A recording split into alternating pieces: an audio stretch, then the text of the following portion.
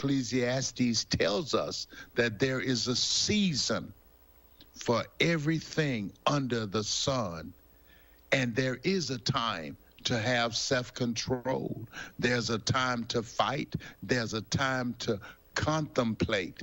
There's a time to think about where are you at this particular juncture of your life. It's time to have self-control.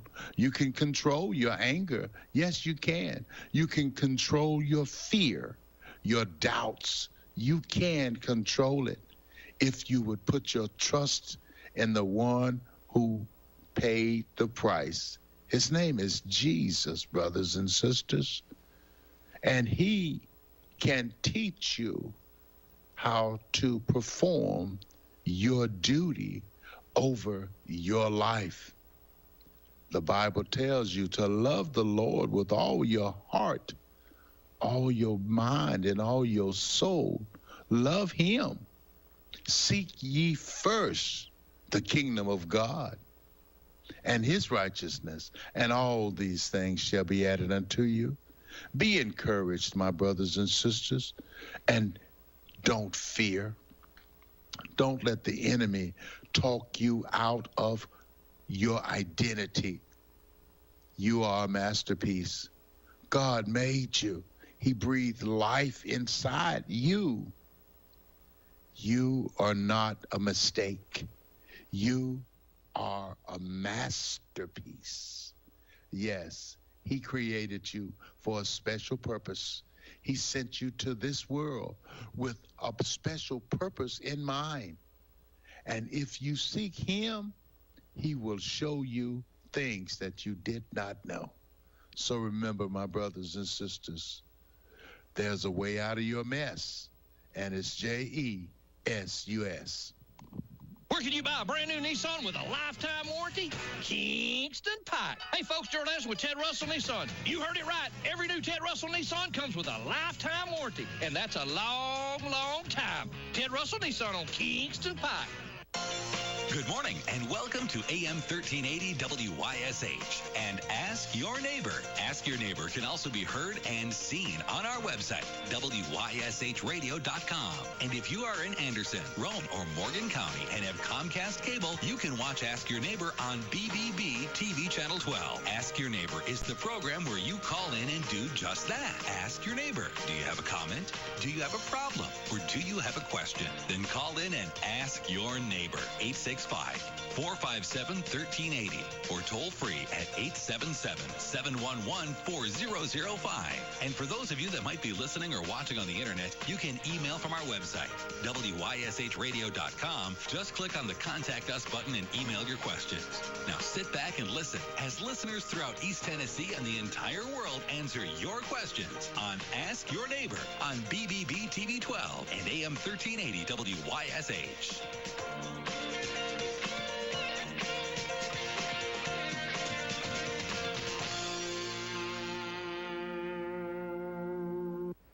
Good morning, everybody. Welcome into Ask Your Neighbor. Here we are on a Tickle Me Tuesday.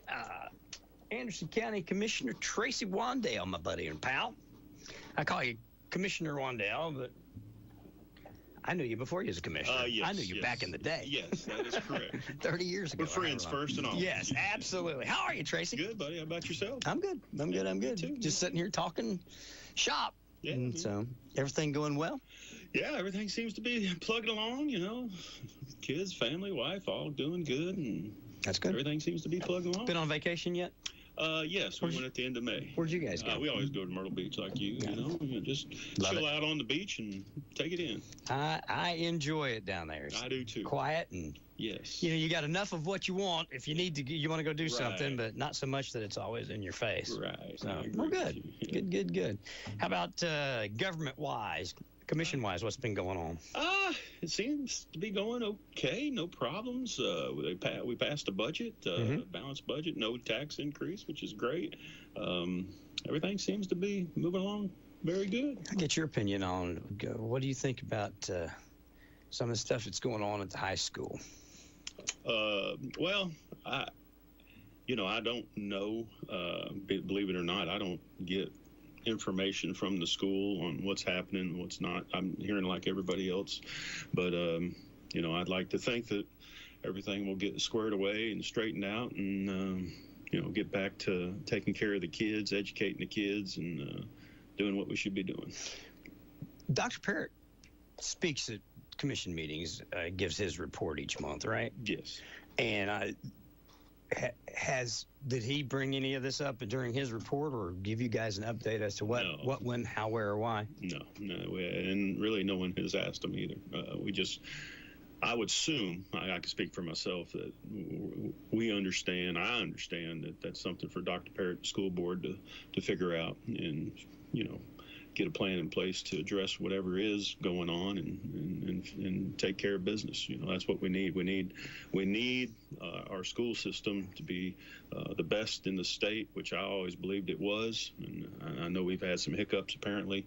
I don't know what all has happened except for what you see in the news and hearsay and all that. So one thing I've learned in politics and in the years is hearsay can get you in trouble sometimes.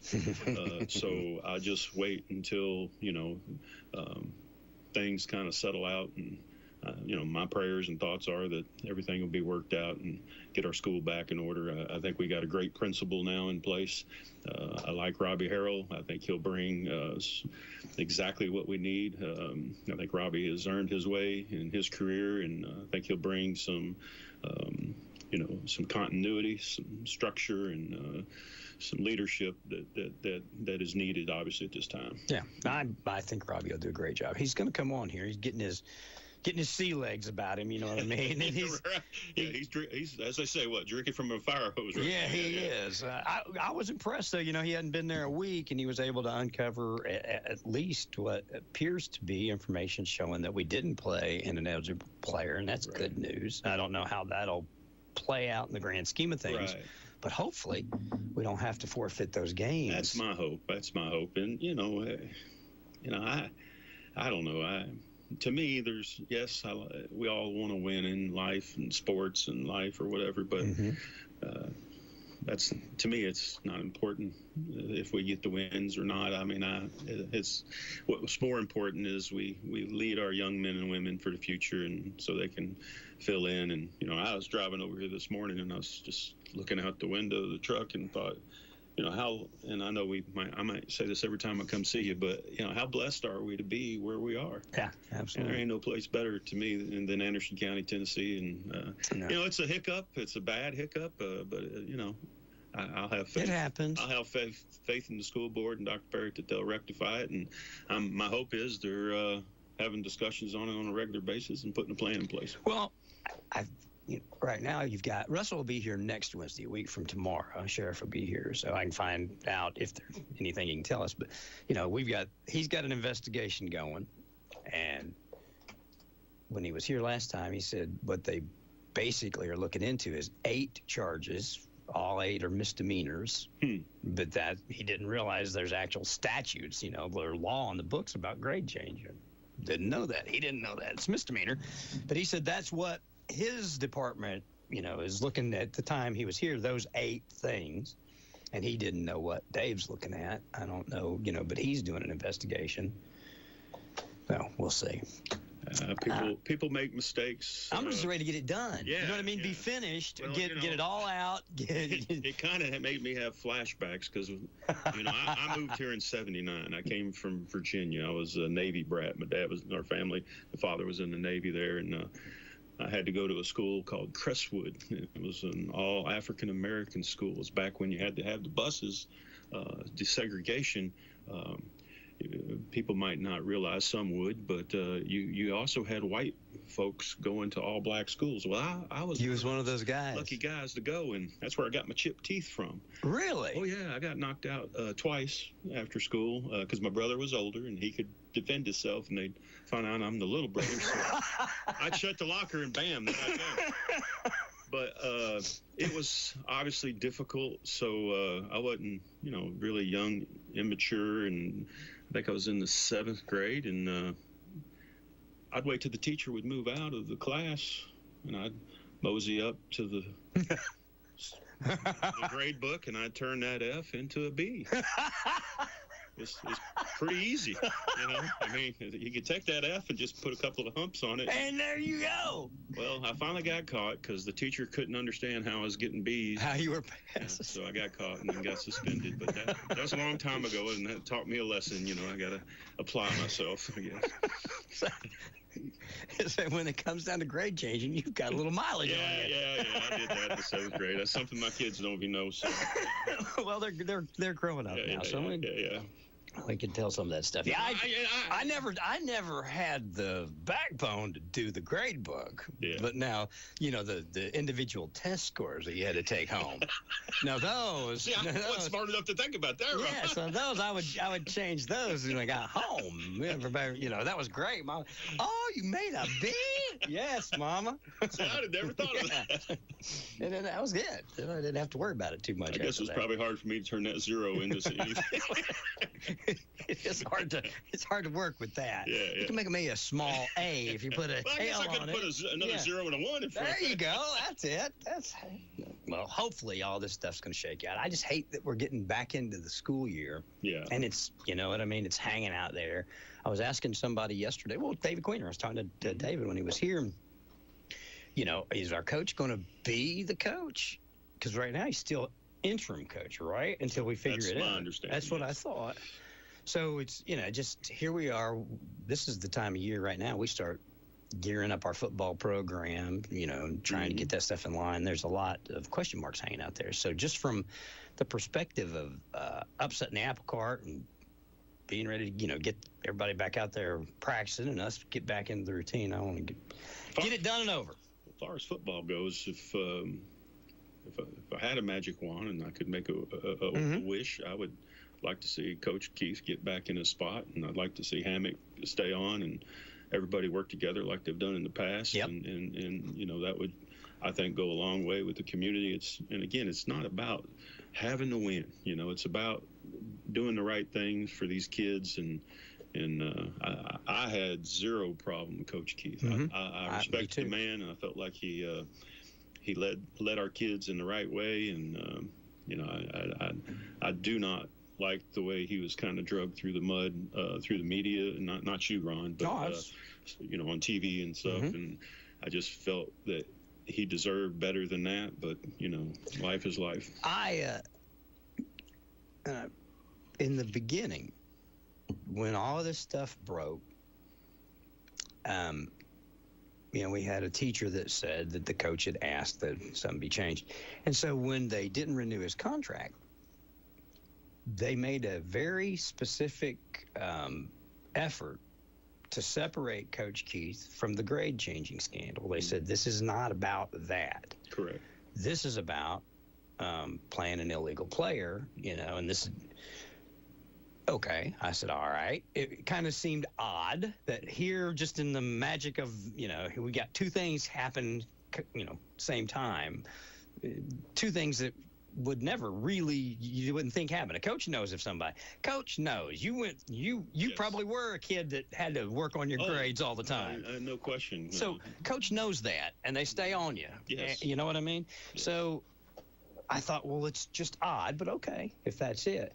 Well, now, if that's the case, and that's not what happened, you know, how you can't unring a bell, and they've done that. So what do you do? You know, and I don't know if Coach Keith would come back or not. He might. I've heard, you know, he has no ill feelings, or, I mean, you know what I mean. But yeah.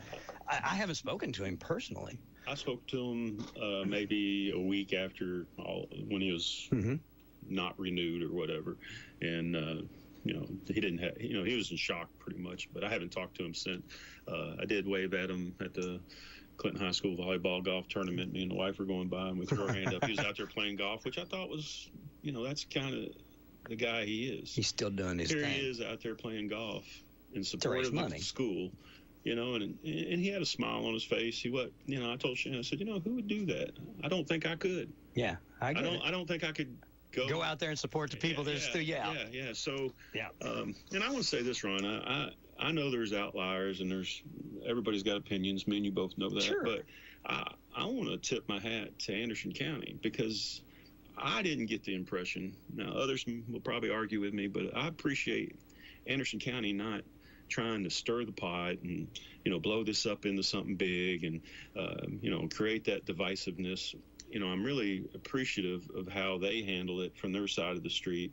And I'm hopeful, and I think this has happened, that Clinton and Anderson County have the mutual respect for each other now. Now, don't get me wrong. I'm sure there's always going to be that rivalry. Passion. There you go, rivalry, better word.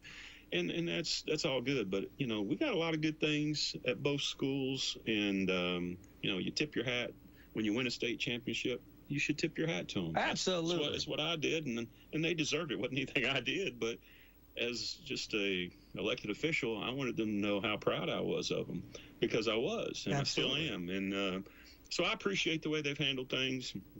And they've not piled on. Correct.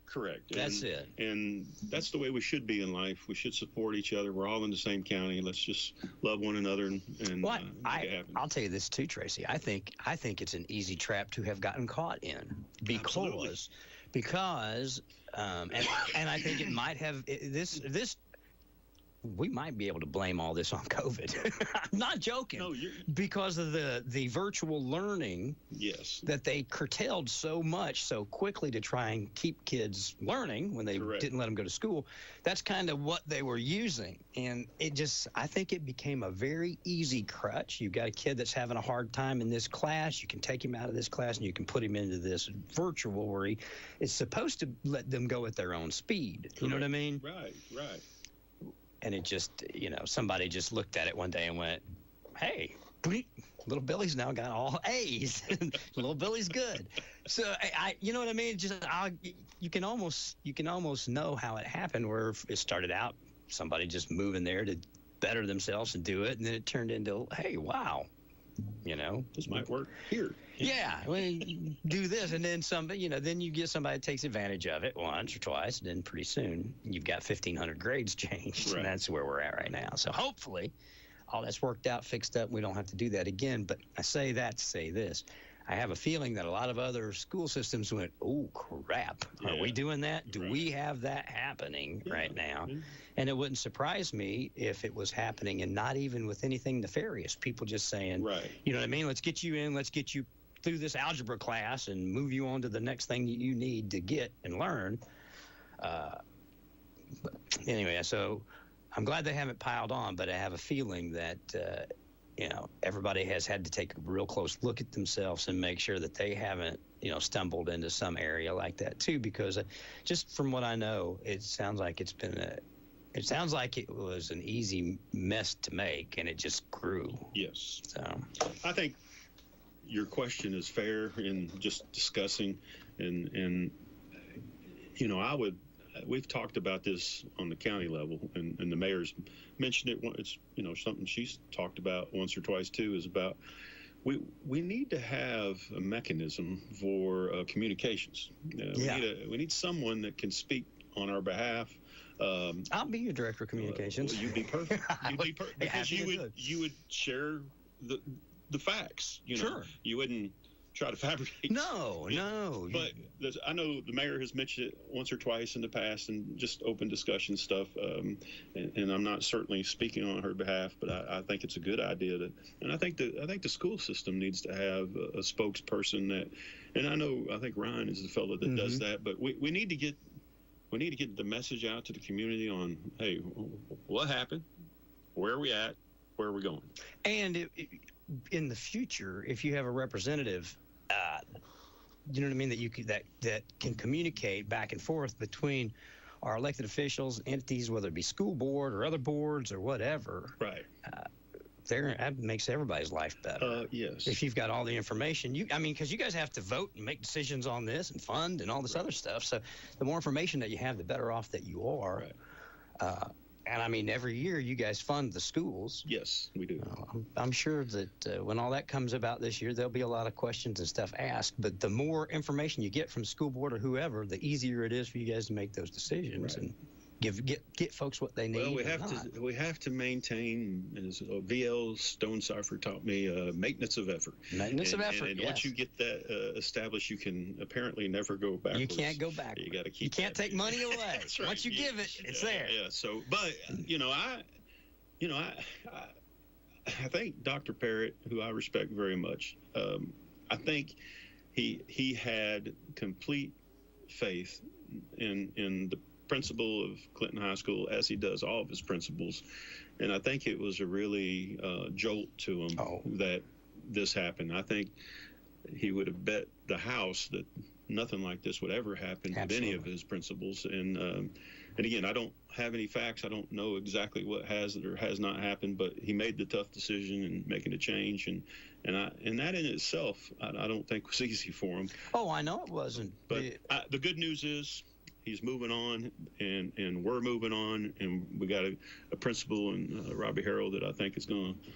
I've already seen some good things happen with Robbie, which I like, and that's what we need. We need the principal at Anderson County. I mean, I'm impressed with him. He does a great job. Everybody. I mean, we'll get there. Oh no, we're gonna get there. They just. I've told Ryan, I've told Dr. Parrott, the holding on to stuff, hoping it's not going to come out, it's going to come out. I promise. And it's not because guys like me are chomping at the bit. I know a lot of stuff I haven't said because, for one, I'm just not sure that it's accurate, right. And until I'm absolute sure that I'm accurate, I'm not going to say it.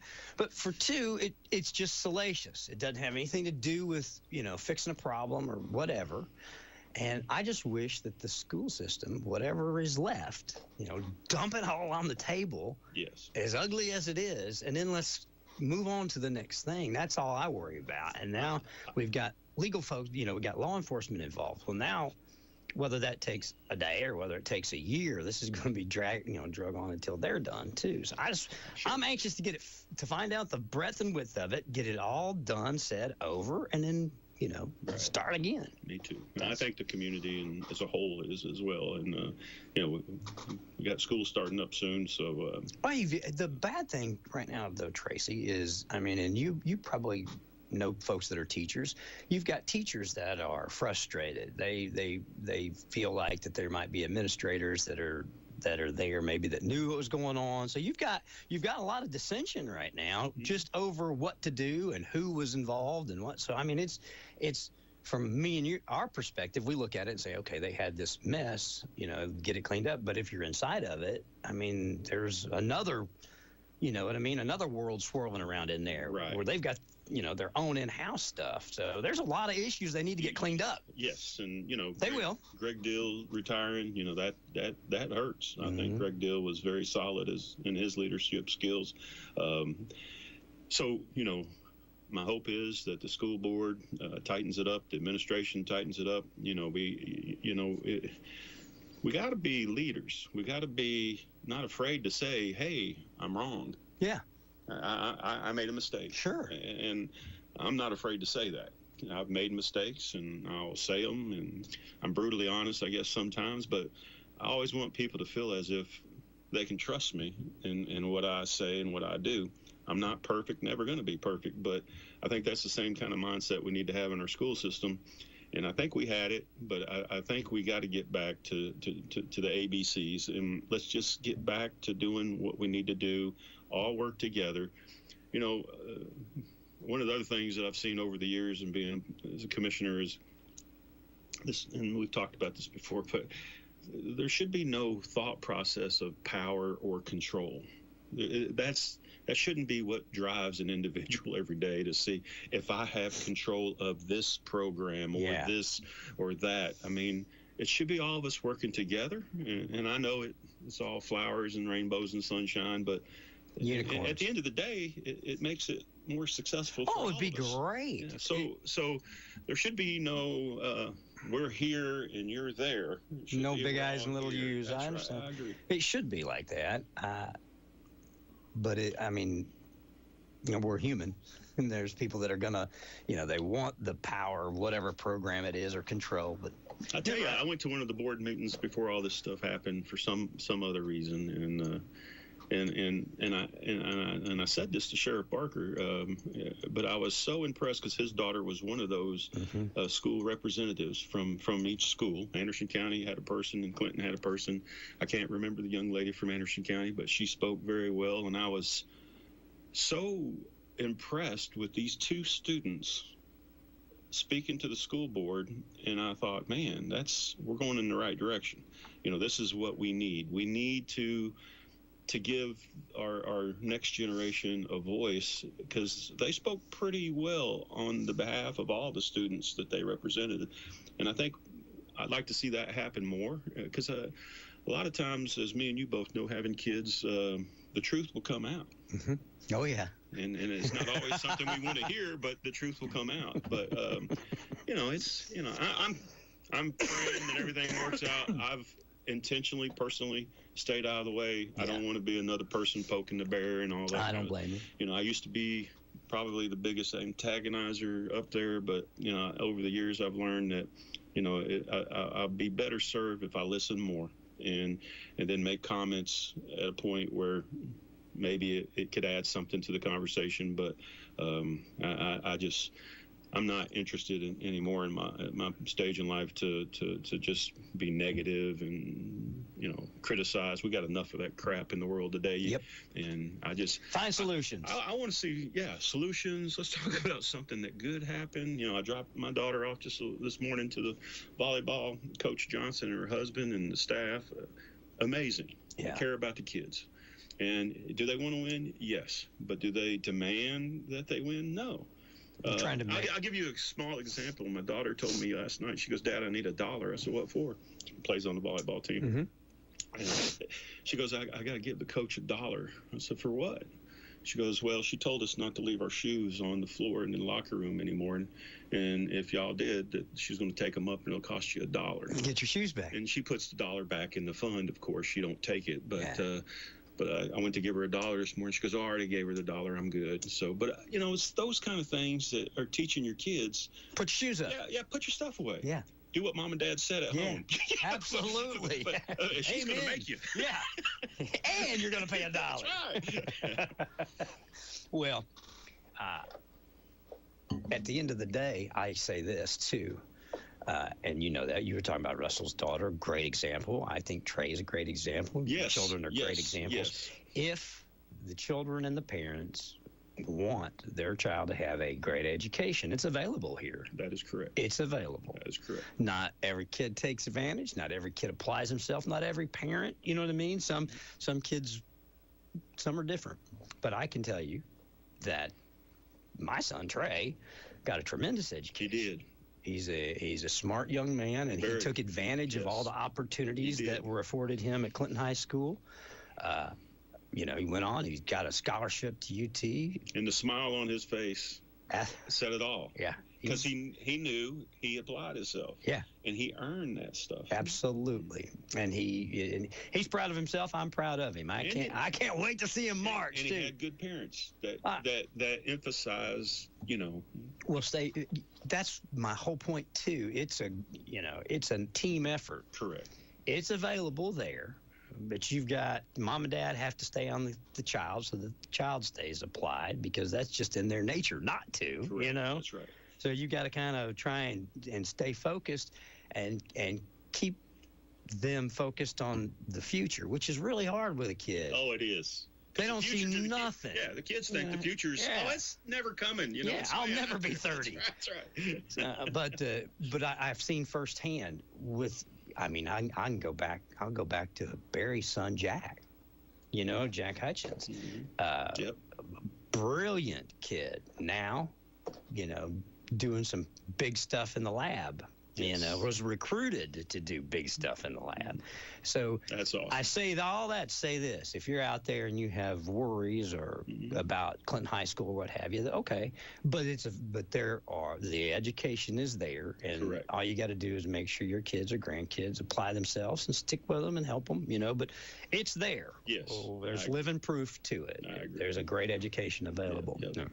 There was a great education when I went to school too. I didn't get it. I chose another form of education, which was called fishing. Well, hey, Ron, if they had a fishing team, then I would have been all on it. Now, Bassmasters, there you go. But it's there, it's available, and I'm proud of my son. But I'm also happy. I'm satisfied with our school system. Oh, me too. I mean, this stuff, I'm not satisfied with what happened. No. But I believe in our school system. I believe in our folks. I wish that we'd get to a point to where school was just about learning, reading, writing, and arithmetic. I don't like all the social stuff, but you know what? Kids are just little bitty versions of us, so they're going to have social, all the same things that adults have. So whether we want it in there or not, their social lives are going to intertwine with their education. So there you go. That's true. And today, kids, I don't know what they're thinking. I don't know what they're listening to. It's amazing. Oh, it's just, growing up, we'd say stuff about, parents or whatever. What are you listening to? I thought, man, I'm never going to do that. I'll always be cool. No, I'm not.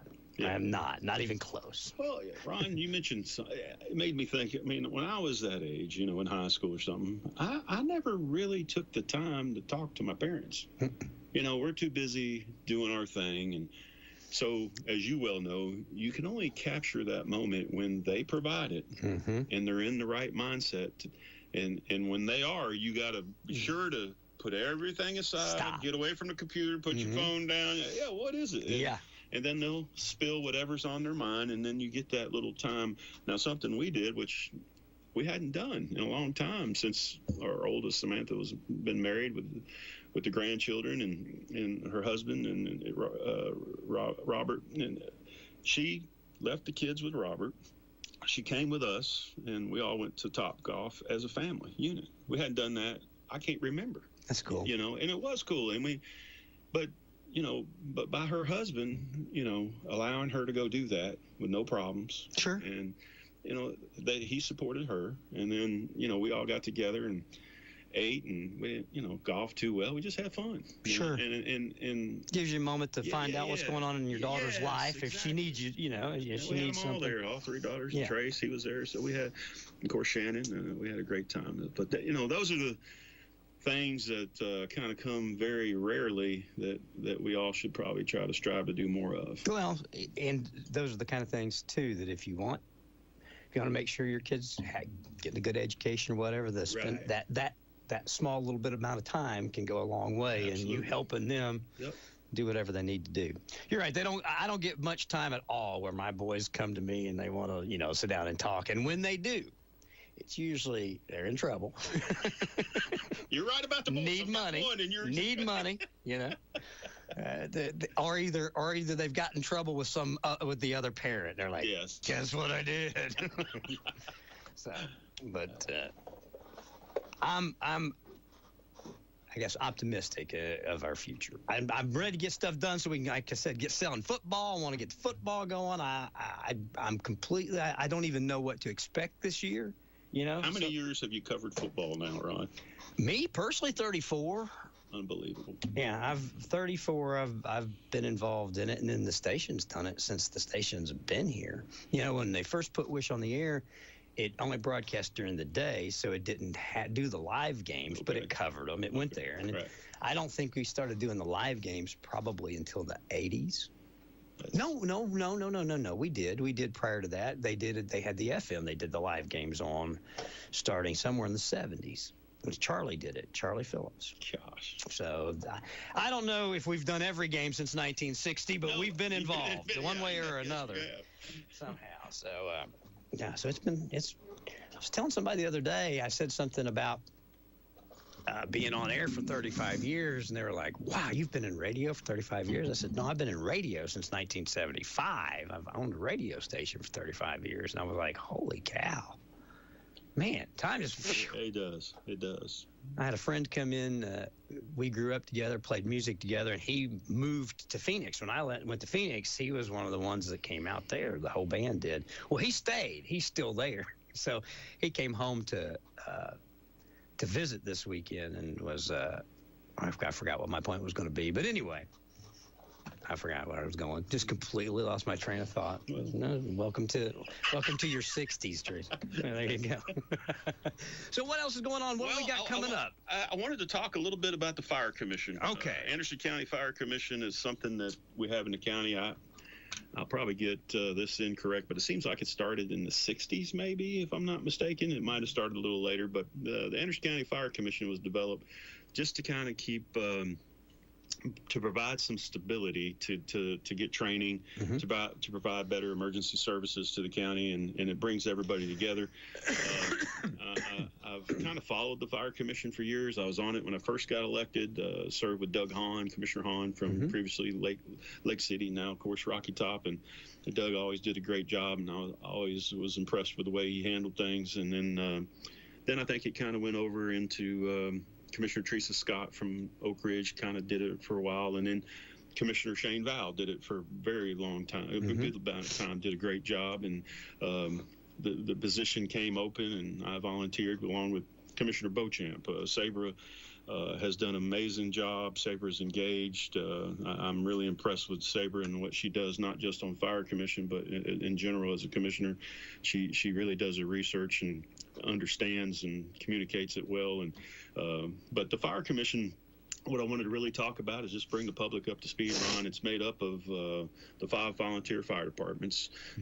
See if I can do this off the top of my head. I probably should get my glasses just in case I don't miss any here. But you got Andersonville, Medford, Marlow, Claxton, and Briceville. That's the 5 volunteer fire departments. And then you have Anderson County Rescue Squad as a member. And then you have the 5 municipalities, which is the City of Oak Ridge, City of Clinton, City of Norris, and City of Oliver Springs. So there's 11 departments that are the voting members of the Fire Commission, and then you have non-voting members who come, which is the EMA, Emergency Management, EMS, Nathan Sweet's group, and then we do have spots for what, and don't forget Anderson County Sheriff's Office. They're invited. And then we have Y12, ORNL. They don't typically show up unless there's an issue coming up they want to let us know about. But we just recently we passed a bylaw change in Fire Commission to add constables as non-voting members. Gotcha. And then we just made the bylaw change in operations last night, and we're going to include them into the Fire Commission bylaws. So I guess I say all that, and folks at home might say, well, what's so important about the Fire Commission? What's important is you have all these entities together, and ISO ratings is what's important. Insurance brings it down. That's right. And the more we are able to keep our firefighters trained and funded properly the best we can, the better ISO ratings we get, which brings down the insurance costs for our homeowners insurance. If we do not have effective volunteer fire department in a given area, then in that area, you'll see your insurance rates go up. So I've been very proud to be a part of this, because as a team, and again, that's what it gets to, Commissioner Beauchamp and myself, she doesn't just say Chairman Wandell. We're just 2 people that are honored to be with all of these volunteers, and yes, the paid members from the cities and such, but it is so refreshing to sit with people who volunteer and give their time to save, do all these things. And what's kind of been a little bit of a wake-up call for me is the times that we have asked for funding, it seems like there's a challenge to that. And it really shocks me that, for instance, I'm a member, as you know, of the Tennessee County Commissioners Association. I'm the vice chairman of the East Region. I don't say that to brag. I just say that's what I do, and that affords me the opportunity to ask other counties, what do you do in your neck of the woods? Well, Sullivan County, they fund about $2.4 million to their volunteer fire departments. We've been funding $25,000, $27,500 but recently we have been doing a lot more. We did the radios recently, which went countywide. That was a $1.25 million investment out of the ARP funds, which was great move. Got us all on the same page. Everybody can talk now and communicate. Everybody's using the same dispatch. Correct. That's the channels. state channel. Gotcha. Yes. So now for instance, last weekend I heard something going on. My wife is chairman of Claxton, so she's able to listen in, and there was an issue going on with an accident or a fire, and they can take it off that channel and have their own channel, so they can open it up for the others. And I definitely got to say this, and of course, thanks to the full commission for that support to fund those radios, and then to Mayor Frank for helping spearhead it, because she participated and she did make it happen too. And then Bryce Kidwell, EMA. Unbelievable. This young man, I know Steve Payne has done a great job, and Karen Newton, and she's still there. I call her Karen Newton's probably changed. I went to school with her. But Bryce Kidwell as the EMA director, I have not seen such a marked improvement. And again, this is not a slam to Steve Payne. Steve did all he could with what he had, because Steve probably the first one to tell you I didn't have the funding available that you guys had. Yeah. But Steve set it up, and he recommended Bryce, and Bryce has done a phenomenal job, and I couldn't be more proud of what he does for our county in that position. He's doing a great job. So, the constables are starting to participate. They'll come to the meetings to set in. The sheriff office has been working with the constables, which I appreciate. It's not always easy, I understand that, but everybody seems to be working together. So I just wanted to bring some of that information about the Fire Commission, because we meet the first Tuesday of every month, and we have minutes and all that kind of good jazz, and it's just been good. Well, it goes back to what you said early on about having a communication. When you've got every firefighting organization in our county, our area, all there together, everybody can figure out what works, what don't work, what you need, what you don't need, share, borrow, Well, as you sat there, Commissioner Beauchamp, we talk about this sometimes. We're like, man, the chiefs, that's who makes up the commission. The chiefs come, and if they can't, they'll have the assistant chief or somebody represent them. But the chiefs, whether it's Chief Sharp in Claxton or Chief from Andersonville, or wherever, all of them. Amber does a great job out there, and she's been putting together these reports, and we're trying to get them to be every quarter, and the report will give her a statement from the volunteer fire departments on how many house fires they called on, what was 100%. Loss. We're trying to develop some relationships with the property assessor's office to let them know, hey, this structure was a complete loss, and just get everybody talking so we're all on the same page, and it gives us an idea of what we should do in the future. Long time ago, when Jim Hackworth was running for county mayor, he wanted to do something similar to what you had, where you have a communications director. Basically just someone that their entire job was to be a conduit between everybody, you know what I mean? A communications director, and a spokesperson too. I don't know if we've got a spokesperson there or not. Leanne does a lot for the mayor. Yes, she has. And again, can't speak for her, but I would imagine she has so much that she can't just necessarily. But she is that person at this time, and I do know that Mayor uses her to get out information to us and to the public. So. Well, the more communication you have, the easier things are to get done. That's just that simple. So, and then for what, I don't know why, but why is it when you get? You would think in politics you'd have even more communication, but for whatever reason, it seems like our communications are slower. You know what I mean? Whatever, when politics get involved, everything gets messy. It can be, yes, but it's important for us all on commission to ensure we work through the committees. We do our agendas, we do our minutes, and then we follow up. And I feel like some, I'm not going to call them new, I'm going to say newer, recently elected commissioners. They are bringing a certain mindset to work through the committees, and I kind of like that. I get what they're saying, and that's what we should do. We should work everything through the committees and then bring it to either the operations or to full commission. but that chairman should bring that information and then share it with us and take it up or not if there's motions. And I feel like that's starting to happen. I think Chairman Mays has done a good job at that, and I think that's kind of the thing he's wanting to see happen, and I think it's working. Have you had people complain about not being able to speak at the meetings? I've heard scuttlebutt about that, but I've never heard anybody in the meeting say they can't speak. Okay, that's what I was just getting ready to ask you, because I hadn't heard anything like that, but I hadn't seen anything like that on the meetings. You know what I mean? But I had heard some. I had heard some. I think it can be taken out of context sometimes. I think Chairman Mays will make a statement if there is a lot of people.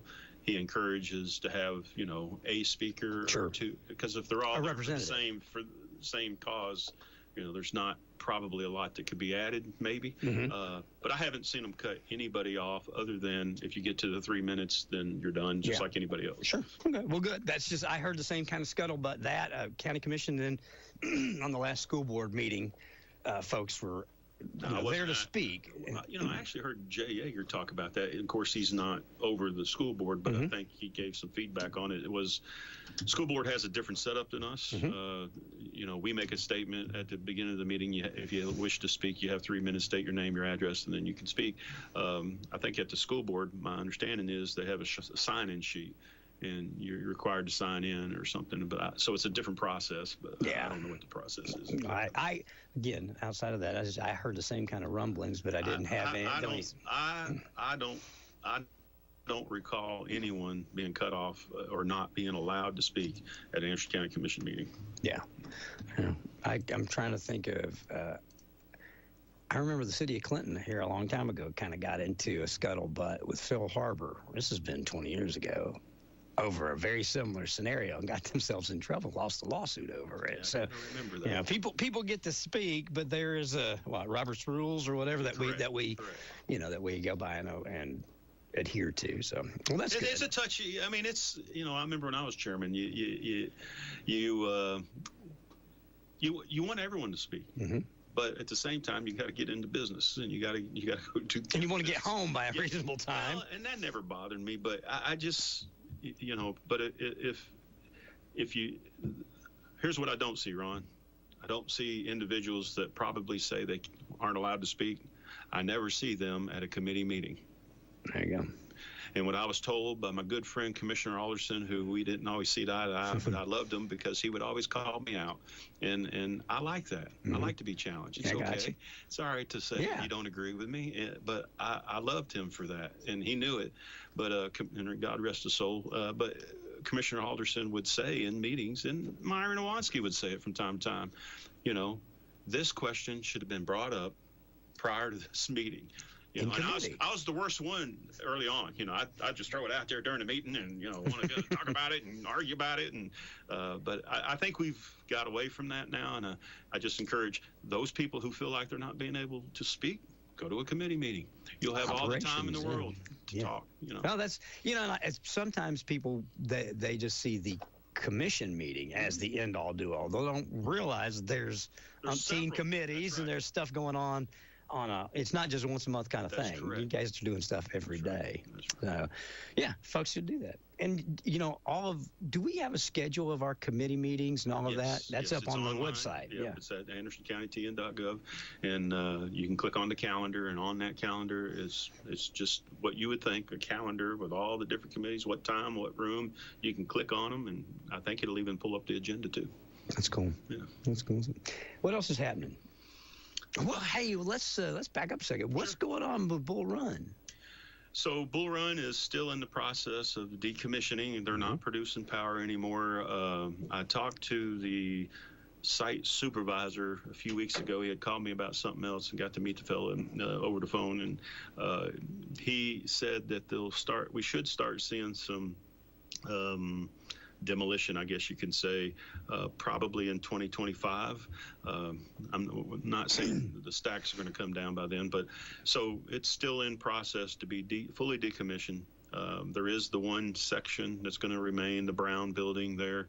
As you look at Bull Run, there's a brown building to the right. That building will stay there. That's the turbine building, and that is the building they're going to use to try to do this prototype new energy. It's going to be where they use magnets. Mm-hmm. It's going to be, I believe, a fusion process. I get those backwards every time, but it doesn't involve hazardous chemicals and all this other stuff like the current process for nuclear. But it is a form of nuclear energy, because that intrigued me. I never knew that, but there are different forms of nuclear energy. It's just not the one we all are familiar with. I didn't know that. I didn't know there was different kinds of nuclear energy. I didn't learn it at Clinton, but I didn't apply myself either. But I did get out the handy-dandy Google. And there you go. But the company is it's a new startup. The technology's been around for probably 60-plus years. And so if you can envision these magnets going at very high speeds, it creates this, the way I understand it, maybe a friction, and it produces this nuclear energy. And they're going to capture that and use it to produce power and to turn this. Is it the small nuclear? It's different. The things that they're building right now, or that they're working on. That's different. Actually. Oh wow! Yeah, so small modular reactors, SMRs, which is going to go in the Clinch River Breeder Reactor site in Oak Ridge, gotcha, along the river, which it was licensed for many years ago. So that's why TVA went there, and many of us, including the mayor and many of the commissioners, have been out there to look at it. TVA showed us around. Yeah, small modular reactors are going to be made up of very small. I think those are fission processes, but they don't have a lot of waste, if you will. And these are the same type of units, pretty much, as are used on our Navy nuclear submarines and stuff like that. So they're smaller, it's clean too. Yeah, they are, I think, what I've heard, cleaner. Yes, and really, you got to give the hats off to the Governor Lee and the state of Tennessee. I think the mayor is on Governor Lee's nuclear committee that he appointed. He put $50 million, I think, into that last couple of years ago, maybe, to help act as seed money to drive the nuclear renaissance, if you want to call it that. So you got small modular reactors that'll be coming online. You have this other type of nuclear, I need to look it up, fission, I guess it's called. And then you have some hydrogen stuff coming down the line. So there's a lot of new things coming. Is that all being worked right there? I mean, is just the one new energy that they're working on there at the Bull Run site? Yes, just one there. Yes, correct. Okay. That's still. It's Total One Energy or something. That's cool, though. Yeah. It's a new startup, but they have an agreement with DOE, and DOE's helping fund that piece of the business and get it going. I think it's Total One. That's still. I mean, there'll be a day. Pretty soon we'll have nuclear cars. I mean, it's like if we can have a nuclear submarine with pretty soon you'll have a nuclear. You'd be able to go start your nuclear car, but it's forever energy too. I mean, yes. it's find it out. Clean and forever. So, but, we'll see how it goes. It's going to be a prototype. My questions to the gentleman when I was sitting on a call with him is, what happens when you're done? You proved it or not proved it? He said, well, somebody will acquire it. Well, does that mean they're going to acquire it and keep it there, or are you going to move it somewhere else? And so those are kind of things I'm interested in, but we'll see how that goes. So they are refining the process, and then they'll sell it to somebody that will produce. Well, maybe they'll come and produce it here. That'd be fine too. Yeah. Well, right there. I mean, Tennessee, like I say, Ron, I attend these over. Hell, it's probably over 10 years now, 15, Energy Community Alliance meetings throughout the United States. And Tennessee is recognized as the leader right now in nuclear. It's kind of interesting. I didn't know that. Kentucky jumped on board up in Paducah. They're trying to follow the lead. And then the state of Washington's really getting aggressive with it. Idaho's getting aggressive with it. There's a lot of different locations. I plan to attend some meetings here in the next month or two to learn more about opportunities, and I'd like for us as a county to be at the table to make sure that we have not just a say so, but we're positioned well when any decisions are made, if there's decisions made going forward. So I like the idea. I like the small modular reactors. I think they're a lot safer than the existing nuclear energy we have, and that's safe. Okay, I don't want to mislead people, but I got you. I'm very comfortable with the nuclear. Well, a lot of people worry about it, but I mean, it can be volatile, but it's exceptionally safe when it's handled correctly. Correct. Right. So, and what isn't volatile? I mean, good Lord, gasoline. Seriously. Right. I mean, it's a. There's a big push taking these coal-fired power plants and that have been shut down and turning them into. Do we have a lot have been shut down? Yeah. I think TVA's got 1 or 2 left. Oh, wow. Yeah, maybe not even that many now. But for instance, Kingston is going to transition, as you might know, over to gas, natural gas. So that's a big deal. I was hoping they'd do that at Bull Run, but no gas lines. They didn't have them around. Yeah. So, but this, the thing that kind of intrigued me about Bull Run back in 1967 when they opened it up, it was the state-of-the-art coal plant. It was the newest and best. Yes. And now I get the sense that they're trying to develop the next energy and be the leaders on it. And I'm hoping that this new technology will be the start of that. What about those things that are? I mean, the state of the county. You look at the county. How are we doing right now? I can remember a few years ago when we didn't have a rainy day fund, and I was teasing Myron. Chief Scarborough had an event that I was at, and I was teasing Myron. I was, hey, you remember that tax increase for that industrial property? Have we bought any yet? He just waved his arm at me and laughed.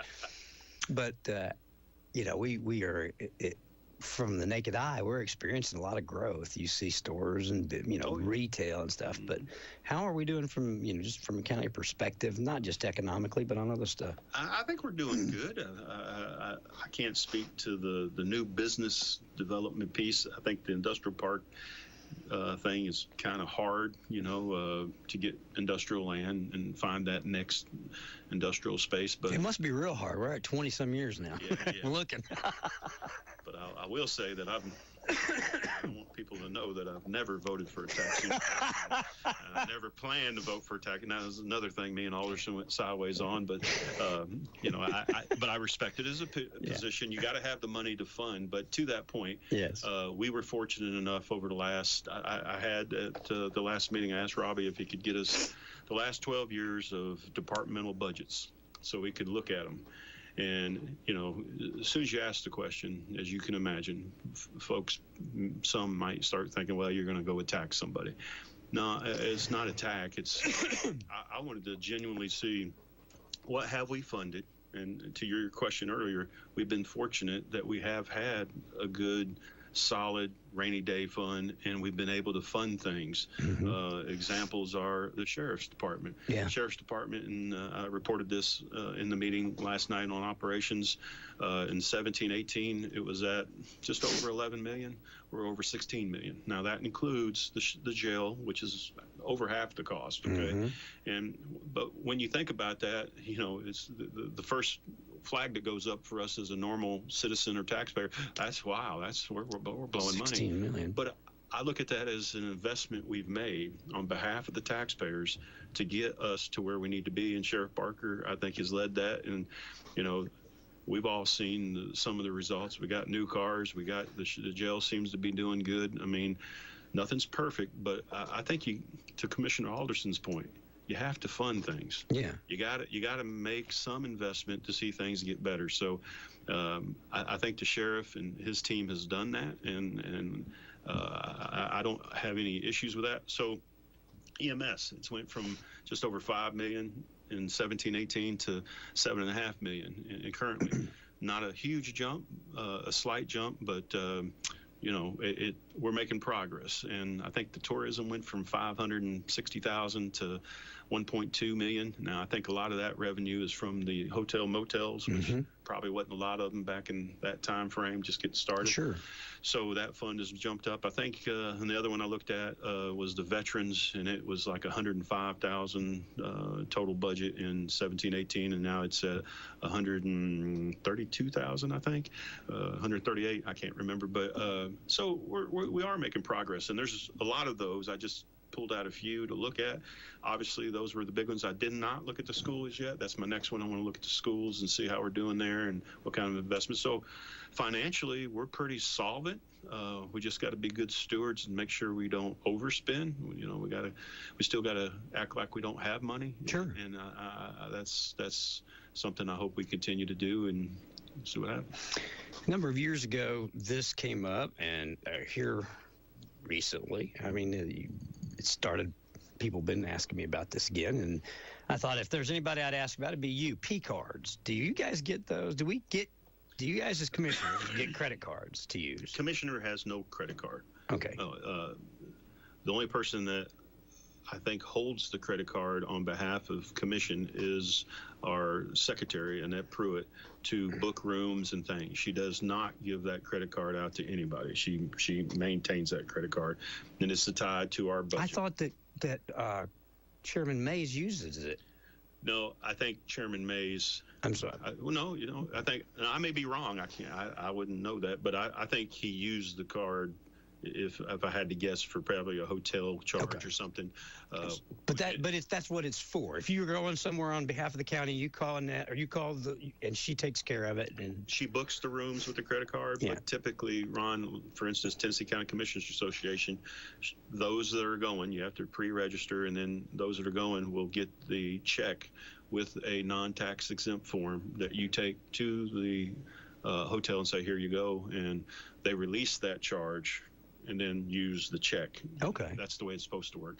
Could have been, and again, I don't know. I haven't had a conversation with Chairman Mays that he didn't know the process and just used a card or something, but the check went back and he didn't use it. So from my understanding, I don't think I remember years ago you had an issue with this. Well, P cards, the issue I had years ago when I started digging in is I felt like there were some departments, maybe from what I gathered. Well, it was being abused. People were using it for different things that it shouldn't be used for. Yeah.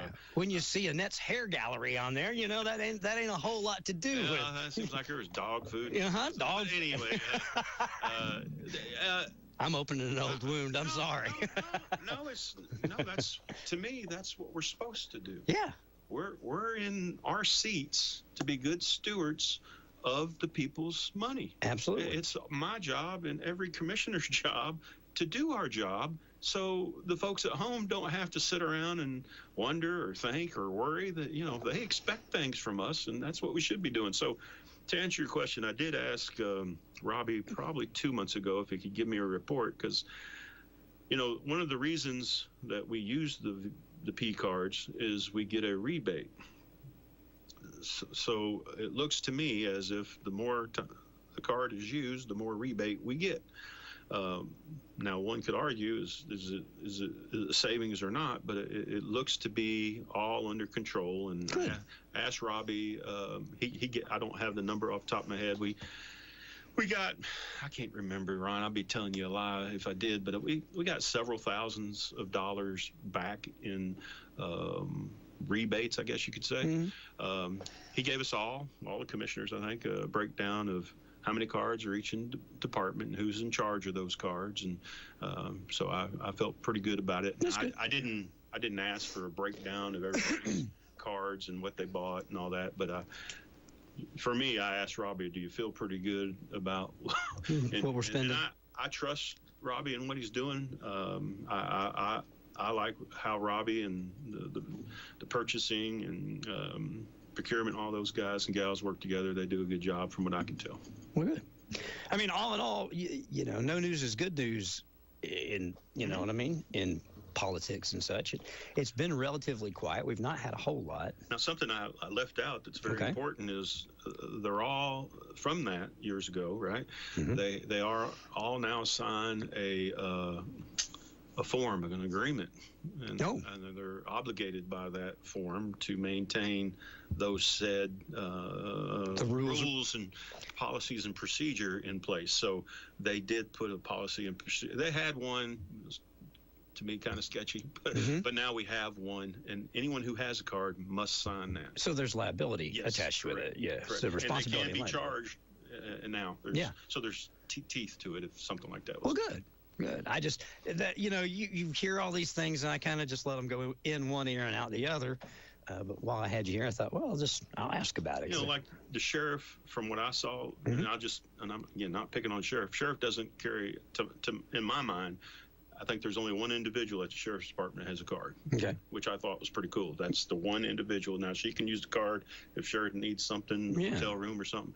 Well, I think that's the best way to do it. Exactly, because he doesn't need any look of impropriety, and look, he would never do that anyway. I just know. Yeah, but if you have somebody in charge of Correct. it, somebody that's one of their responsibilities to make sure. Like the commission, it's Annette. She's in charge of the card. That's cool. Good deal. So, well, that's all's well that ends well. I guess it's good. Anything else that you want folks to know about? Anything that's on, that coming up? No, I would just, I guess the one thing that's kind of, eating at me as a voter is the idea that people are going to be misled. And what I mean, Ron, is there seems to be a lot of threats out there about you can't vote in the primary unless you're from that political party. And I see people posting this so-called law about you can't cross over and vote in this primary or vote in that primary, and people are going to challenge you whether you're bona fide. Well, it's kind of funny because I got challenged a little bit last night, and I had a good time with that conversation. This morning I decided to delete it because I thought, I was more worried about the other person's information they shared, because I thought it was a little bit overboard sharing the information they shared. So I had a little piece of advice today to probably delete it on their behalf. So I did. But I guess I don't like that if an individual, I don't care what party you're with, if somebody's going to tell me I can't vote, or our people, they can't vote because they're not a part of the right political party, who is the judge of the right that's going to tell? Well, it's not, and again, I'm not picking on parties. Who at the election office, when you go into that election precinct, is going to step up and tell you, no, you can't vote in the Democratic Party because you're not a Democrat. You can't vote in the Republican Party because you're not a Republican. And I'll be honest with you. I've had several older folks ask me, Tracy, I can't vote. They're confused that they're putting the message out that you can't. It's against the law. Does it say that? Yeah, it says that. I guess you would have to file a lawsuit. You would have to go before the judge. I guess the DA would have to pick it up. Do you hear what I'm saying? But at what point? I might just be standing there and change my mind right then that I'm going to be a Republican, or here's something that come across the news this morning. I was thinking that registering new voters. How are you going to tell if they're a Republican or Democrat? I mean, I guess you fill out on the form what you are, but who at the election precinct is going to say you are not? Yeah, you are this. I mean, it blows my mind the level people stoop to protect or insulate oneself to ensure to stay in power, stay in office. Yeah. One thing I've noticed in politics is when somebody's been in for a long time, and me and you've talked about this before, the people I represent can vote me out next election. That's called term limits. I got you. They can vote my butt out faster than. Yeah. I know. And you know what? I'm going to go to the House. But if they elect me, I'm appreciative, and I'm going to do my job like I've been doing. But what I don't see is the current people that are running for office, you don't hear what they've done for you. I see. What they're saying is you can't do this, and that person is this, and that person is that, and it seems like you should be talking about all the good things that person has. What are you going to bring to the table? Yeah. Well, what's the good stuff you're going to do? And I'm just kind of over the division, and I want folks that know home to know that many years ago we passed, before all this partisan crap started, And I'm sorry, that's what I call it. Because I know where you stand on it. We're Anderson Countyans. Mm-hmm. Yeah, I agree. I voted Democrat. I voted Republican. I voted Independent. I vote for the right person in my mind. Doesn't mean I'm right. Yeah, but it's who you are. are. I have the right to do that. Absolutely. So, when all this started, the scuttlebutt about we're going to go to partisan elections, it was all done to make sure that one party got in office and get out everybody else. Mm-hmm. I get it. All that done is create divide. It creates conflict. Mm-hmm. So we passed 15-1 a resolution, sent it to the state of Tennessee. We sent it to our state representative. We sent it to the lieutenant governor, and we asked them to please do not allow that in our county. Let us remain nonpartisan school board and commission. You know what we got?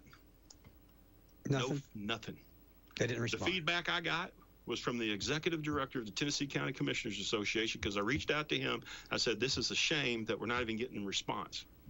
And he went and got the response, which was some kind of bogus letter that said, well, blah, blah, blah. So I'm just saying that if you're in office and you're not going to listen to your people, you don't need to be in office. Well, we've had this conversation, you and I. I had this conversation with Representative Reagan because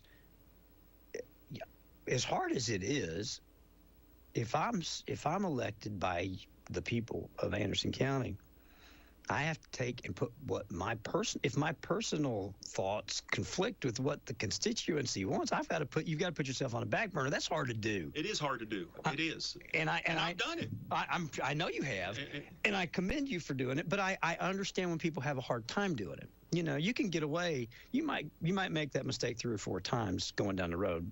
Correct. But if you don't at some point stop and start listening to what people want, they're going to replace you. And that's what I was telling Representative Reagan. This is all on the air. I'm not talking out of school. I told him that because a lot of people feel like, not just John, I'm not picking on John, but those of us regular everyday folk that aren't elected officials feel like elected officials don't listen to us. Absolutely. I mean, it's just, I think that's just the thing. Unfortunately, you're correct. And a lot of them don't. Yeah. And well, look how frustrated you are as an elected official reaching out to the people that you're trying to talk to, and they won't even speak to you.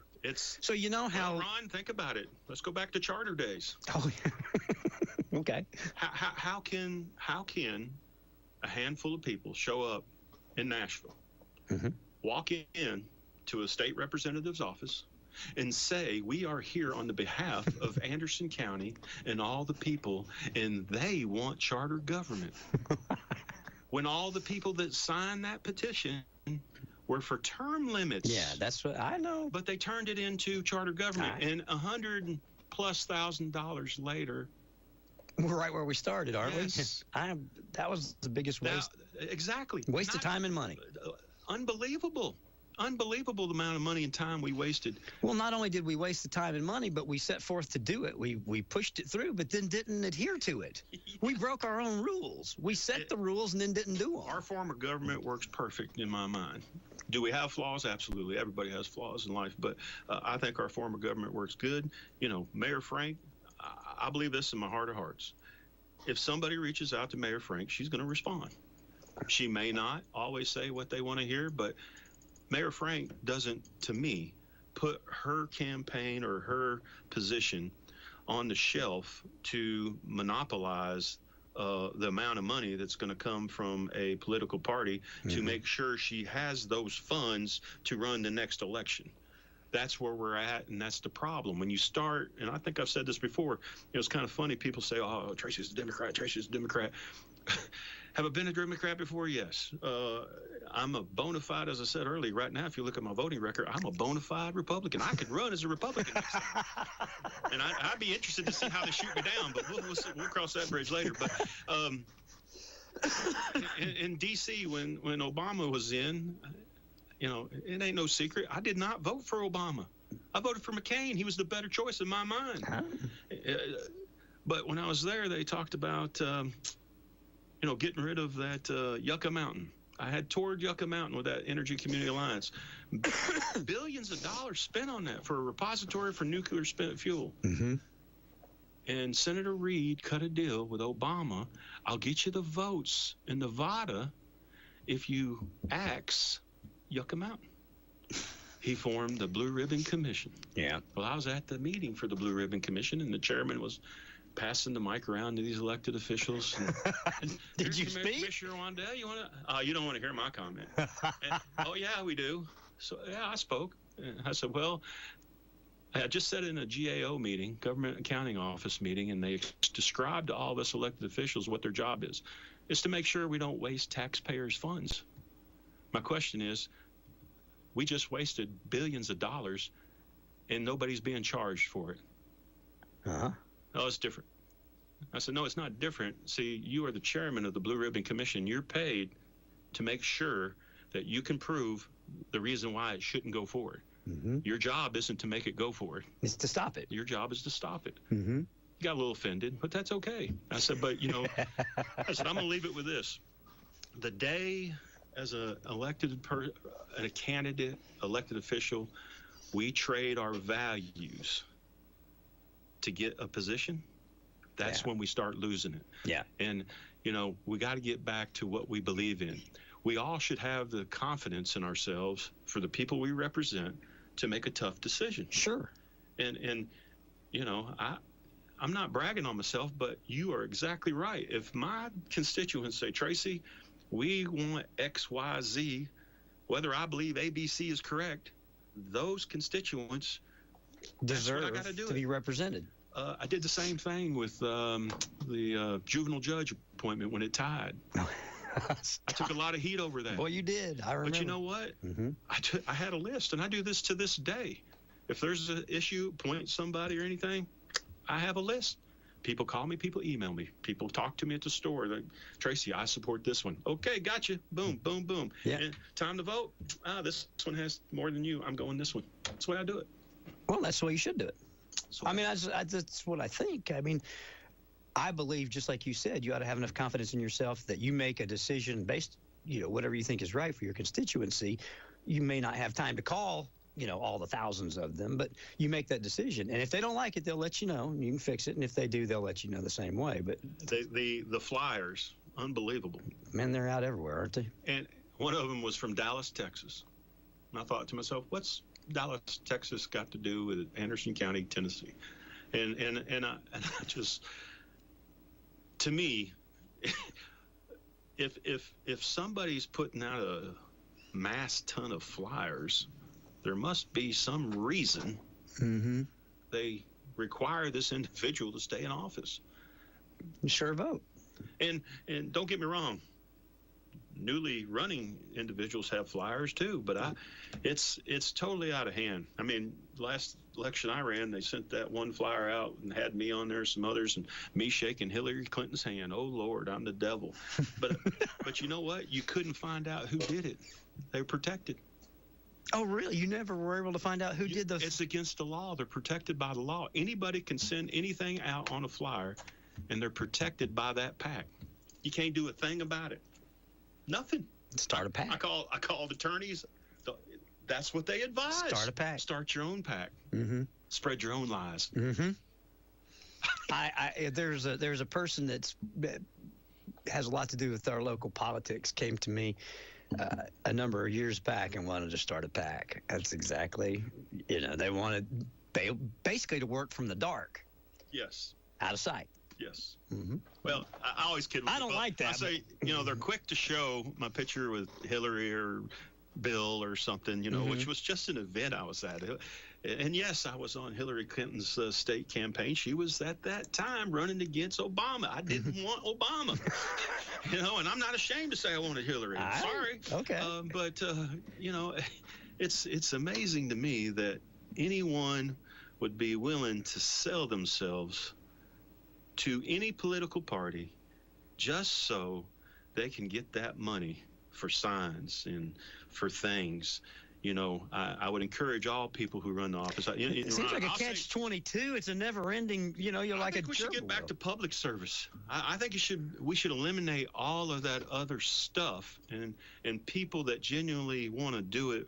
And this is something you said to me before I even decided to run. I'll never forget it. On the radio, you told me, well, Tracy, I think you're going to run from the heart. Mm-hmm. Absolutely. That got me. Well, it's the truth. And if you don't have a heart for service, you don't need to do it. I tell people that all the time. Your firemen, your policemen, your teachers, your elected officials, we're hard on you guys as elected officials. But if you really strip it all away, most everybody that I just named starts with a heart to serve. Correct. You want to do something. Correct.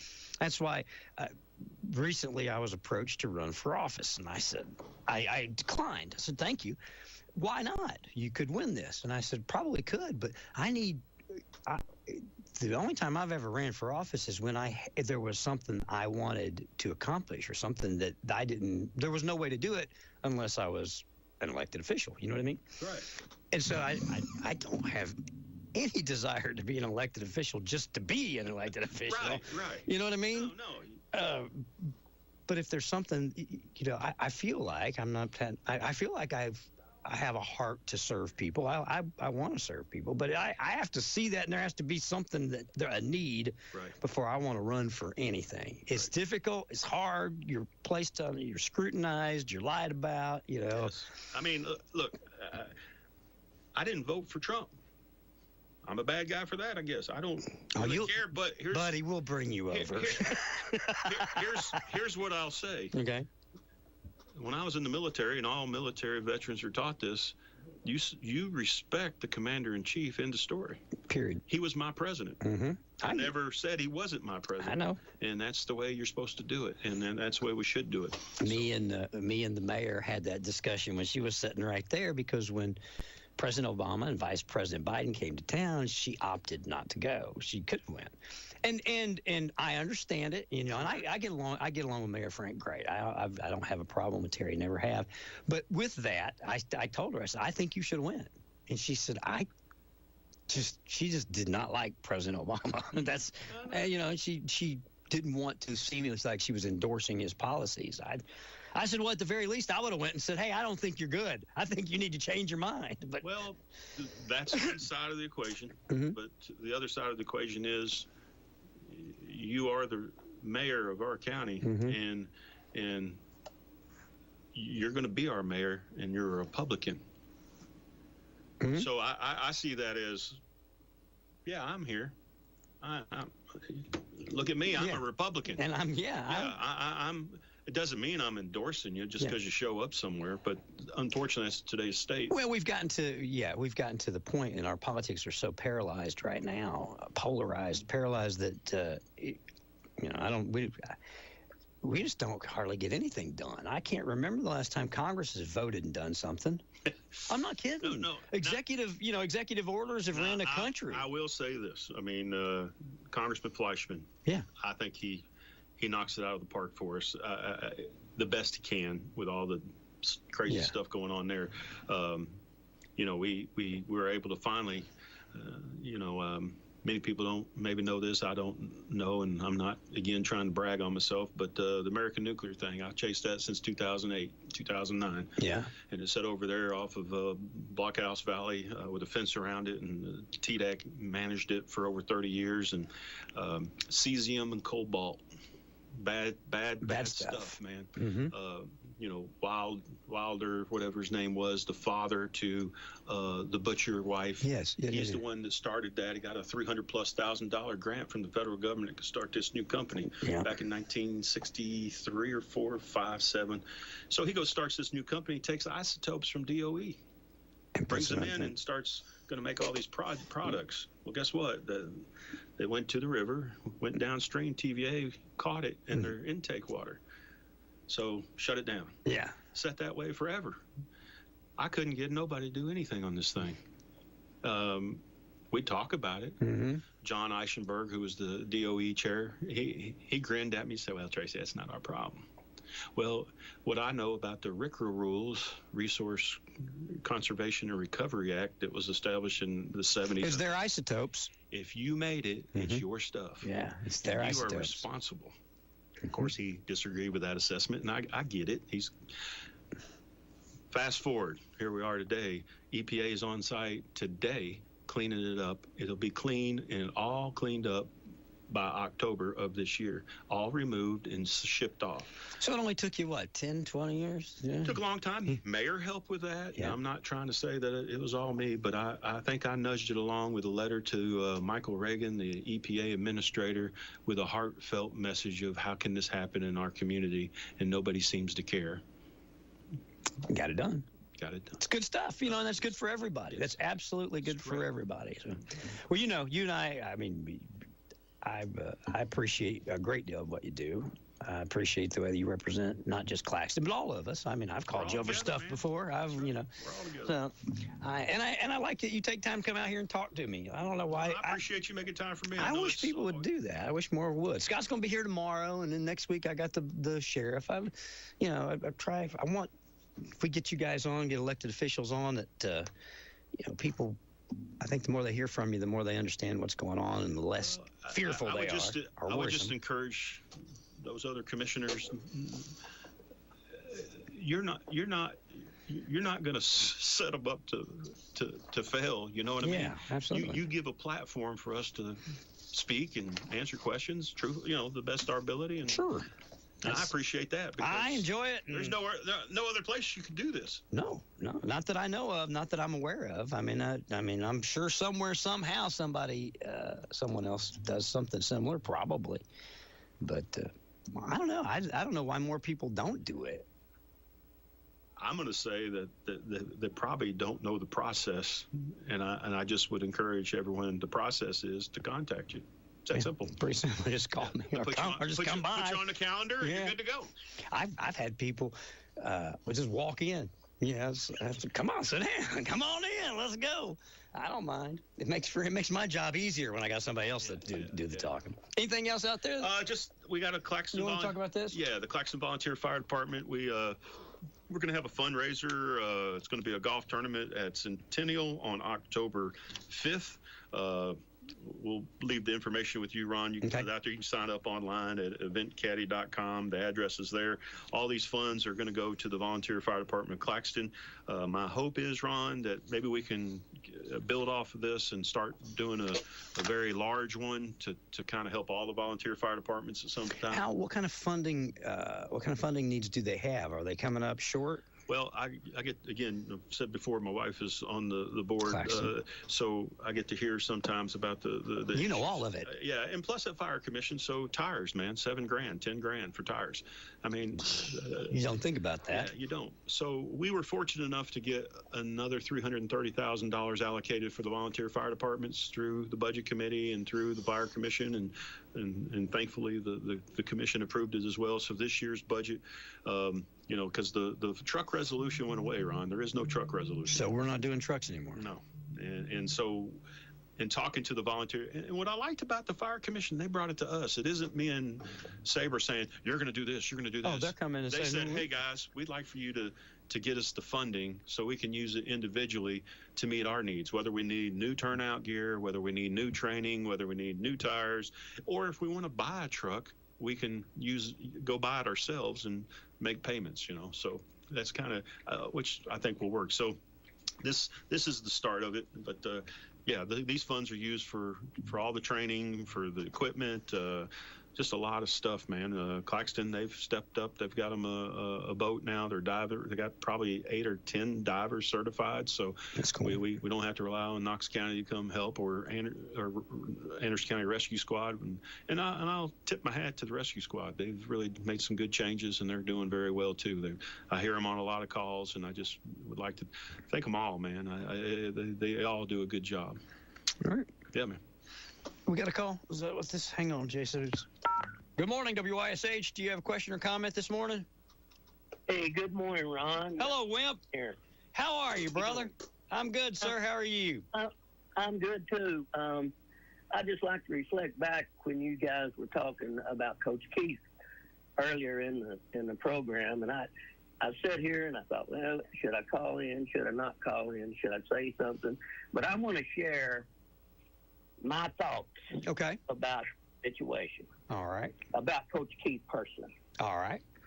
I have been around him the 4 years he's here. I've been involved with the programs. I've been personally involved with him we went fishing, and he's become a good friend of mine. But if things were, if he's guilty of things, he's guilty of things. But here's what I'd like to say. I have never seen a coach in my lifetime, I'm 73 years old, do the things for kids that he has done. Okay. He took a player that was sleeping on the floor in his house, and not in Coach Keith's house, in the player's house, and he got him a room to stay in with a bed. He called me and he said, hey, well, is there any way you can get some mattresses? We've got players that are sleeping on the floor. And we were able to get him some mattresses so that he could take care of that. He sees that every player has a breakfast and a dinner.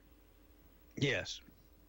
And when his school was out last year in May, every weekend, yes, sir, he was taking a load, a bus load of kids to different schools for scholarship, to look at scholarships and things and see if they like those schools. He is the best person that I have ever seen for our children.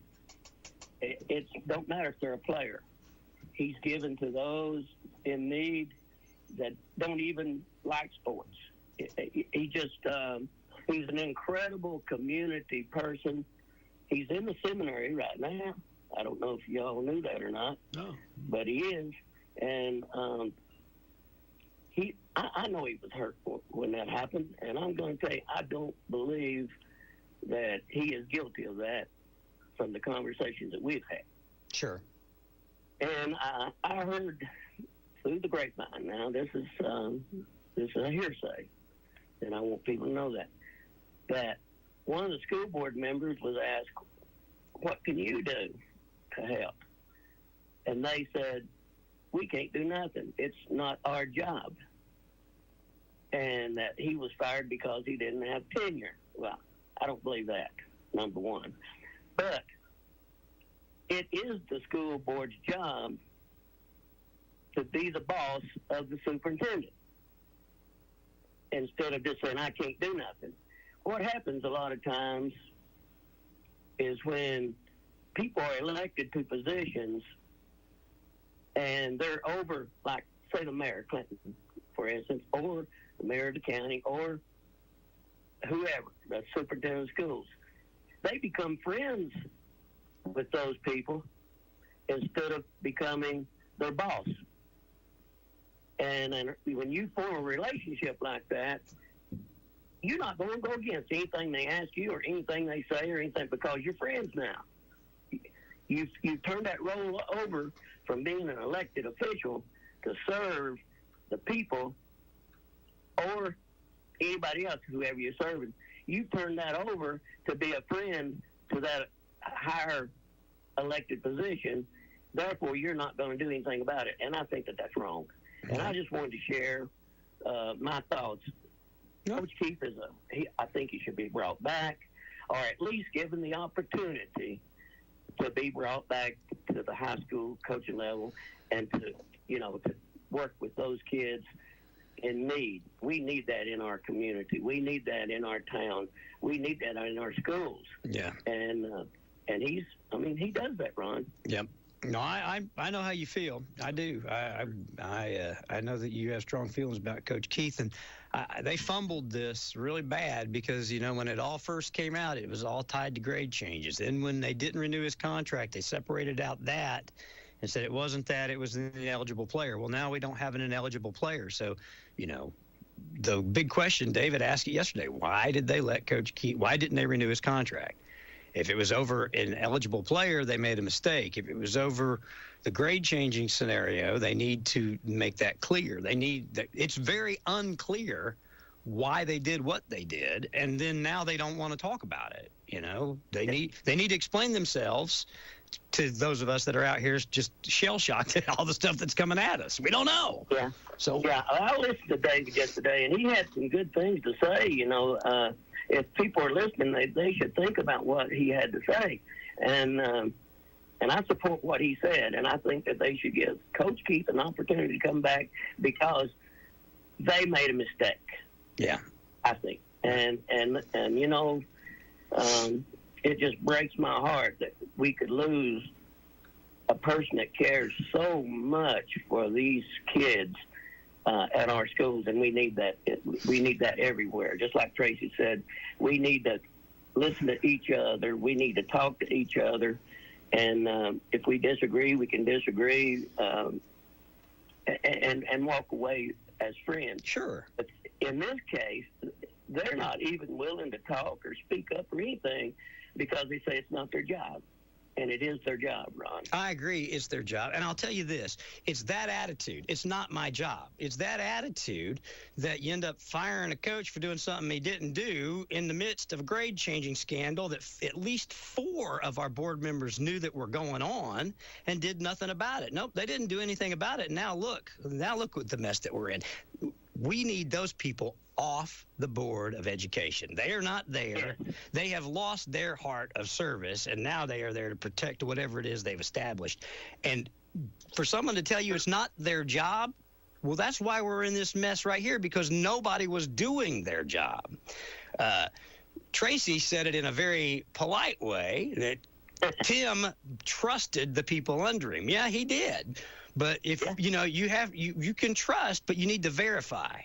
All right? So from now on, let's verify what we're going to trust instead of waiting until we've spent 4 years changing grades before anybody looks at it. So it is their job, and it's that kind of BS right there saying it's not their job that's got us exactly where we are. Well, guess what?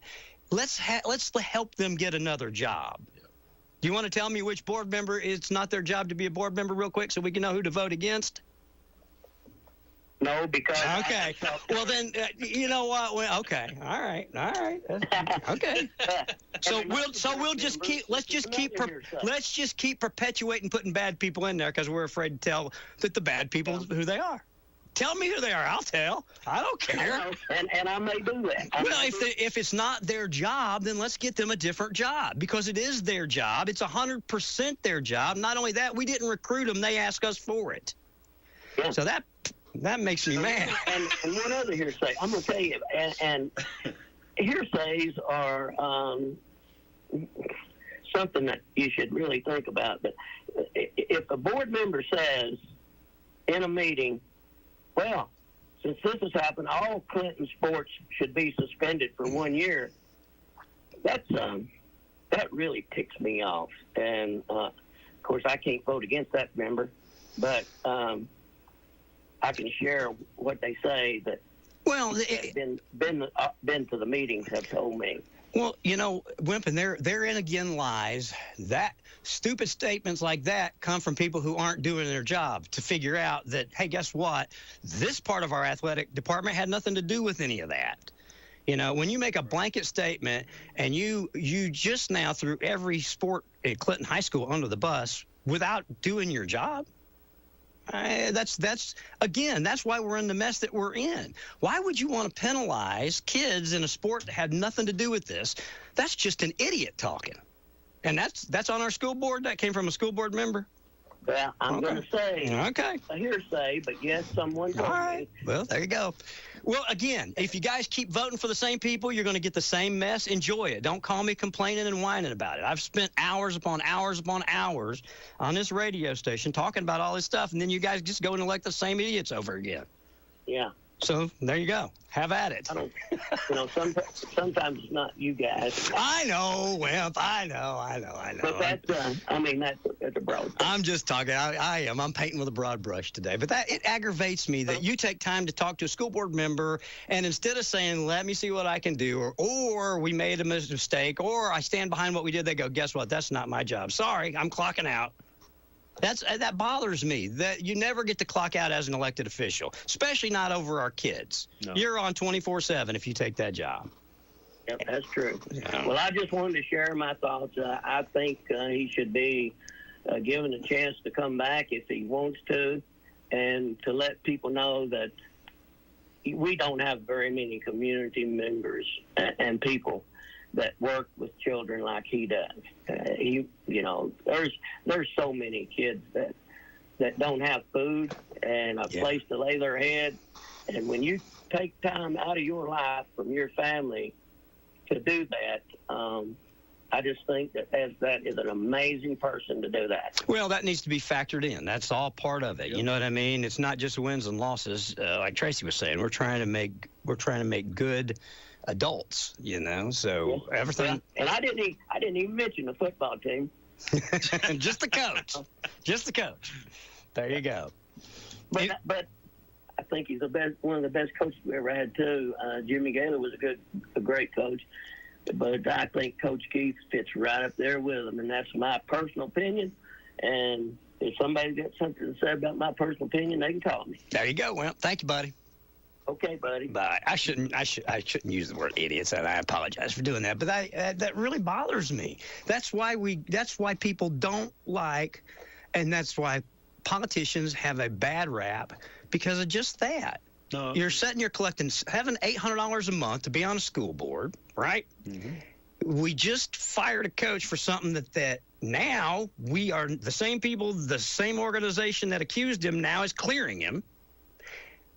And the people that are in charge of every single cent spent at that organization say it isn't their job. You got me thinking, listen to those comments, and I call Wimp Mayor still. Mm-hmm. I just love him, and I think he's give a lot of his life to public service, and I appreciate that. And in 2006, when I ran for office, mm-hmm. and I went to my first commission meeting, it was kind of clear to me that commission seemed to be driven by the school board, the school system. I'm very happy to say over time that has changed, and the commission runs intuitively by itself with 16 commissioners and the mayor and mm-hmm. all the department heads. We're not kind of driven by the school system. Is it still a major funding mechanism? It's our biggest funding. Absolutely. So, I just think the school. I would just encourage people to your comment about, school board, and, if I was to say to one voter myself, not my job, I could expect not to be in that position in my mind. That's just where I'm at. It is my job. And every voter has every right to tell me it's my job, and it's my job to go out there and get the answers. Well, public is attached to your job, public. Correct. And so if you don't know the answer, you've put yourself out in the public to be asked that question, to point them in the right direction. You know what I mean? At least make an effort. Yeah, that's what I'm saying. I'm not trying to make light of it. It's just no. It bothers me if somebody reaches out to me and I'm not able to get back to them. It bothers me if I'm not able to at least give them some sense of direction in some form. I don't know. I just feel like it's part of your job. It's my job. That's right. Forget to pay. Forget what all that. That's it's. And we've got some fantastic school board members. We do. I do. We do. Don Bell's a great friend of mine. He's a great school board member. I think that it needs such clarity, and again, come to the table. Here's where we are. This is what's happened. Here's what we're going to fix. Here's the plan going forward. This is what we're doing. Any questions? Then I think there's probably a level of I don't know who the person was that said that, but in my heart I believe that the level of frustration probably is just the way you shut somebody down is I can't do anything about it. Yeah. Well, and right now I'd say there are a lot of people that are sitting on the school board are just waiting on the next shoe to fall. If they didn't have any idea, if only 4 of them knew what was going on, that had to be an eye-opening revelation. I don't personally have any issues with any of the school board members, but you are correct. I mean, the function of I mean, I remember I ran in 2006. You know, we had some commissioners in my mind seemed to believe that the mayor at the time, Mayor Lynch, told the commission what to do. Mm-hmm. Well, I had a conversation with an individual who was a commissioner that, no, that's not correct. It's your job to lead and ask the mayor about things. Mm-hmm. You don't just shake your head yes like a bobble doll in the back window back in the 70s. Sure.